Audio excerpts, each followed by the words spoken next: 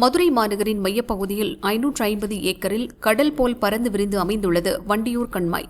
இதை ஆழப்படுத்தி பராமரிக்க பொதுப்பணித்துறை நடவடிக்கை எடுக்காததால் கண்மாய் சுருங்கிக் கொண்டே வந்தது. கண்மாயில் மீன்பிடிக்க பொதுப்பணித்துறை ஆண்டுதோறும் ஏலம் விடுவது வழக்கம்.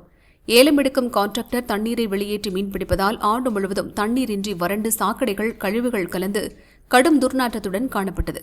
இப்பிரச்சினைக்கு தீர்வு காணும் பொருட்டு கண்மாயை தூர்வாரி ஆகாய தாமரை மீண்டும் வளராத வகையில் மாற்று ஏற்பாடு செய்ய வேண்டும் என்ற கோரிக்கை வலுத்து வந்தது. இப்போது மாநகராட்சி சார்பில் கண்மாயை ஆழப்படுத்தி அதன் கரையோரத்தில் உள்ள சுந்தரம் பூங்காவை 50 கோடி ரூபாயில் சுற்றுலா தலமாக்கும் பணி துரிதமாக நடக்கிறது. தமிழக முதல்வர் ஸ்டாலினின் கனவு திட்டமான சுந்தரம் பூங்காவை சர்வதேச தரத்தில் மேம்படுத்த மாநகராட்சி நடவடிக்கை எடுத்து வருகிறது. இந்த பார்க் 1980 நான் வந்துக்கிட்டு இருக்கேன்.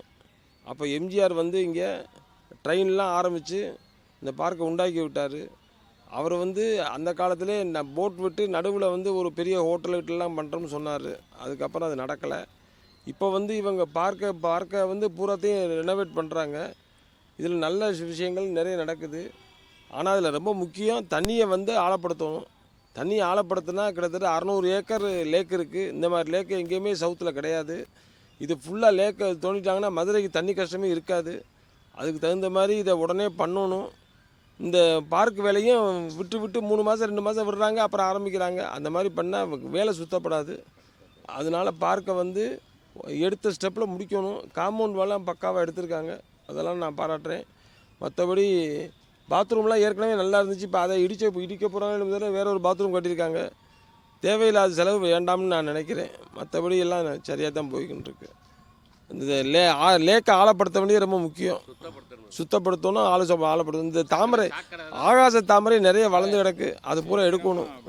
இந்த திட்டத்தில் கண்மாய் கரையை பலப்படுத்துதல், படகு சவாரி, கண்மாய் மேற்கு வடக்கு பகுதி கரையோரம் சைக்கிள் பாதை, நடைபயிற்சி பாதை, யோகா தியான மையம், சிற்றுண்டி, சிறிய நூலகம், குழந்தைகள் முதியோர் விளையாட்டு உபகரணங்கள், செயற்கை நீரூற்று, ஸ்கேட்டிங் தளம், கராத்தே பயிற்சி மையம், இறகுப்பந்து மைதானம், வாகன நிறுத்துமிடம், நவீன கழிப்பறை, கழிவுநீர் சுத்திகரிப்பு நிலையம் மற்றும் பூங்கா வசதிகள் ஏற்படுத்தப்படுகின்றன. அதில் முக்கியமாக நடைபயிற்சி வருவோரின் உடல் ஆரோக்கியம் கருதி சைக்கிளிங் செல்ல பூங்கா வளாகத்தில் இலவச சைக்கிள்களுடன் கூடிய சைக்கிள் டிராக் அமைப்பது நடையாளர்களை பெரிதும் கவர்ந்துள்ளது. ஒரு பார்க் கடந்த 39 வருடங்களாக நடையாளர் கழகம் தான் மெயின்டைன் பண்ணிக்கிட்டு வருது. இது கலெக்டரோட உத்தரவின் பேரில் இங்கே உள்ள எல்லா வேலைகளையுமே இதை பாதுகாத்து வர்றது, இதை சுத்தமாக வச்சுருக்கிறது, எல்லா வேலைகளையுமே கடந்த 39 வருடங்களாக நாங்கள் இப்போ நடத்திக்கிட்டு வர்றோம். ஸோ இதில் பார்த்திங்கன்னா இப்போ ரீசெண்டாக சீஃப் மினிஸ்டரோட ஒரு ஃபண்டில் ஒரு 50 கோடி ரூபா ப்ராஜெக்ட்டு ரீசெண்டாக இப்போ லாஸ்ட் இயரில் அந்த ஒர்க்கை ஆரம்பித்தாங்க. இப்போ அந்த வேலைகள் இங்கே திறம்பட நடந்துக்கிட்டு இருக்குது. ஸோ இதில் நிறைய ஒர்க்கு நடந்துக்கிட்டு இருக்குது. ஒன்று மேஜராக இதில் பார்த்திங்கன்னா 2 ட்ராக் கொடுக்குறாங்க. ஒன்று நடக்கிறதுக்காக நடைப்பயிற்சி மேற்கொள்வதற்காக உள்ள ஒரு ட்ராக்கும், இன்னொன்று சைக்கிளிங் ட்ராக்கு.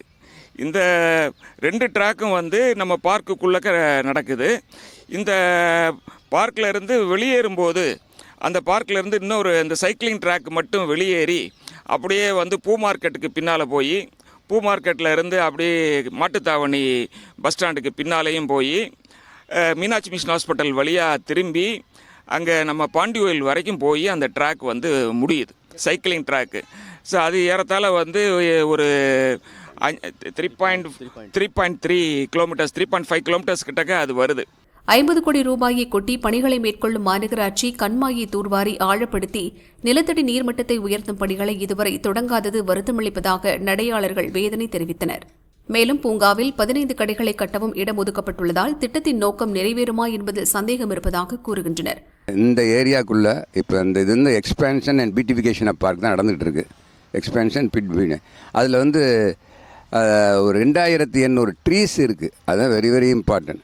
2800 நாங்கள் 37 வருஷமாக வரும்போது இந்த 2800 மரமெல்லாம் கிடையாது. அப்போ 37 வருஷமாக ஒத்தடி பாதையாக இருந்ததை நாங்கள் கொஞ்சம் கொஞ்சமாக கலெக்டர் ஆர்டர் பிரகாரம் ஃபென்சிங்கு, மெயின்டெனன்ஸு, பாத்வே எம்எல்ஏ ஃபண்டில் வச்சு இப்படியே டெவலப் பண்ணி ஸ்லோவாக டெவலப் பண்ணி 37 இயர்ஸாக எங்கள் நம்ம கண்ட்ரோலில் இருந்தது. அது எல்லா ரெக்கார்ட்ஸும் இருக்குது. அந்த 2800 மரத்தில் கிட்டத்தட்ட 1800 மரங்கள் எங்கள் ஆஃபீஸ் பேராக இருக்கிற நாங்கள் 4 பேர் இந்த பீரியடில் எல்லோரும் கோஆப்ரேஷன் தான். எங்கள் மெம்பர்ஸ் 1300 மெம்பர்ஸ் இருக்காங்க. அதில் கொஞ்சம் பேர் வராமல் இருக்கலாம், கொஞ்சம் பேர் அது ஆப்சன்ஸ் இருக்கலாம். பட் டோட்டல் ஸ்ட்ரென்த்து வந்து 1300. இது வந்து சொசைட்டி ஆக்டில் ரிஜிஸ்டர் பண்ண இந்த இது இந்த வாக்கர்ஸ் கிளப். அப்போ 2800 மரத்தில் ஒரு 12 இயர்ஸாக 1800 மரங்கள் ப்ராப்பர் மெத்தடில் 2x2 டெப்த் எடுத்து, ஏன்னா கீழே வந்து கொஞ்சம் சுக்காம்பாறைன்னு சொல்லுவாங்க, அது அதனால் டெப்த் எடுத்து சாண்டு, ரிவர் சாண்ட், அப்போல்லாம் அவைலபிளாக இருந்தது. ரிவர் சாண்டு, இது ரெட் சாண்டு, கவுடங்ஸ் எல்லாம் போட்டு கொண்டு வந்து இன்றைக்கி பியூட்டிஃபுல்லாக இருக்குது.